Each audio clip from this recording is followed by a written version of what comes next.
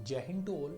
आज की इस वीडियो में हम अपने अगले वार हीरो कैप्टन गुरबचन सिंह सलारिया साहब के बारे में पढ़ेंगे। ये हमारे एक ऐसे वार हीरो हैं जो भारत की धरती पर नहीं बल्कि विदेश में अफ्रीका के अंदर कोंगो के अंदर शहीद हुए हैं। और ये हमारे 6 नंबर के वार हीरो हैं। टोटल जैसे मैंने आपको पहली वीडियो में बताया था, टोटल हमारे वार हीरो 21 है। 21 में 6 नंबर पर इनकी स्टोरी को पढ़ा जाता है। तो आइए चलते हैं और जानते हैं उनके द्वारा वह कौन सा योगदान था जिससे इन्होंने विदेशी धरती पर भी हमारे देश के तिरंगे को फहराया। तो कैप्टन गुरबचन सिंह सलारिया साहब 3/1 गोरखा राइफल रेजिमेंट से बिलोंग करते थे और जो लड़ाई इनके द्वारा लड़ी गई थी वह एलिजाबेथविल हवाई अड्डा के मार्ग को कुछ प्रदर्शनकारियों द्वारा अवरुद्ध कर दिया गया था, जो कोंगो में पड़ता है अफ्रीका महाद्वीप के अंदर। जो इन्होंने उनको बल्कि मारा और सभी को वहाँ से हटाया, जो इनको टास्क दिया गया था। और यह घटना 5 दिसंबर 1961 को घटित हुई थी।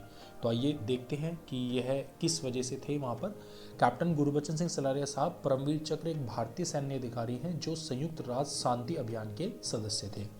इसके साथ साथ में वह परमवीर चक्र प्राप्त करने वाले एकमात्र संयुक्त राष्ट्र शांति रक्षक हैं। तो अब हम जानते हैं कि वह क्या कारण बने जिसकी वजह से सलारिया साहब और भी हमारे जवानों को कोंगो के अंदर भेजा गया। तो उसके पीछे क्या भूमिका रही, किस वजह से हमारी सेना वहाँ पर गई, पहले हम उसको जान लेते हैं, फिर इनकी लड़ाई के बारे में जानेंगे।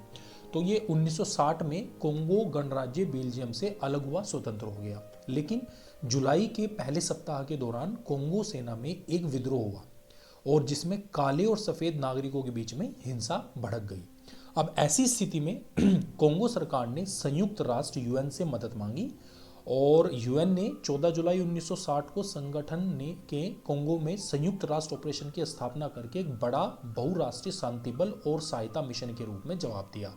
तो अब इस स्थिति में यूएन के एक शांति दूत के रूप में हमारे कुछ भारतीय सैनिकों को वहाँ पर भेजा गया और भी देशों से आए हमारे भारतीय सैनिक थे, जिसके लिए मार्च जून 1961 के बीच में ब्रिगेडियर KS राजा की कमान के तहत भारत ने लगभग 3000 सैनिकों की 99वीं इन्फेंट्री ब्रिगेड द्वारा संयुक्त राष्ट्र बल में योगदान किया।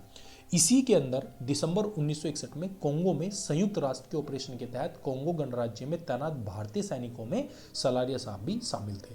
तो ये भूमिका थी कि किस वजह से हमारे भारतीय सैनिक कोंगो के अंदर गए। अब हम उस लड़ाई के बारे में बात कर लेते हैं कि वह लड़ाई कौन सी थी जिस लड़ाई में के दौरान में हमारे सलारिया साहब शहीद हुए और उनको परमवीर चक्र से नवाजा गया। तो जैसा मैंने आपको बताया कि सलारिया साहब एक इकलौते हमारे सैनिक हैं जिन्होंने विदेशी धरती पर भी हमारे तिरंगे को फहराया।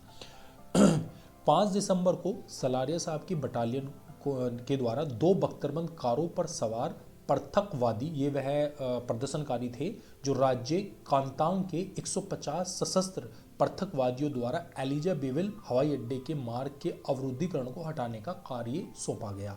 चूँकि जो प्रदर्शनकारी थे वह नहीं चाहते थे कि जो एलिजाबेथविल हवाई अड्डा है उससे कनेक्टिविटी बने और उनके काम में कोई बाधा आए। तो यह काम सलारिया साहब के बड़े अफसर द्वारा इनको सौंपा गया कि आपको जितने भी यहाँ पर अतिक्रमणकारी हैं, जो यहाँ पर प्रदर्शनकारी हैं, उन सभी को हटाना है। तो इसी क्रम में जब हमारी सेना के साथ में उनका मिलाप हुआ तो लगभग 150 सशस्त्र पृथकवादियों द्वारा हमारी सेना की टुकड़ी के बीच में एक लड़ाई हुई, जिसमें कैप्टन सलारिया जी ने बड़े अच्छे से नेतृत्व किया और सेना की टुकड़ी द्वारा पृथकवादियों के 40 से ज़्यादा लोग को मार दिया गया तथा काफ़ी लोग उनके घायल हो गए।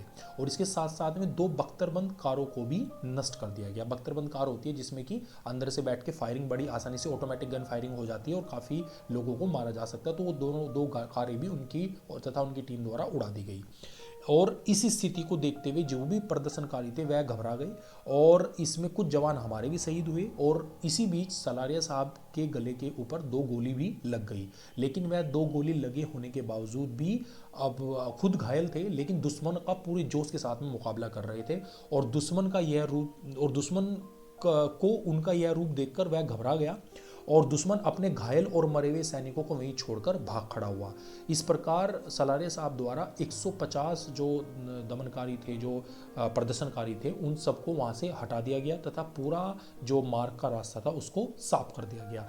लेकिन इस लड़ाई में उनका काफ़ी ज़्यादा खून बह गया। जो गोली मैंने आपको बताया था, उनको गोली लगी थी, उस खून के बह जाने के कारण और उनको और काफ़ी चोटें होने के कारण हमारे गुरबचन साहब सलारिया साहब वहाँ पर शहीद हो गए। इसी क्रम में भारत सरकार द्वारा 1962 में उन्हें मरणोपरांत परमवीर चक्र से सम्मानित किया गया। तो ये हमारे वार हीरो कैप्टन गुरबचन सिंह सलारिया साहब की स्टोरी थी, जो काफ़ी प्रेरक है हम सभी के लिए। और इस वीडियो में हम इतना ही रखेंगे। अगली वीडियो में हम अपने अगले वार हीरो के बारे में डिस्कस करेंगे। तब तक के लिए जय हिंद, धन्यवाद।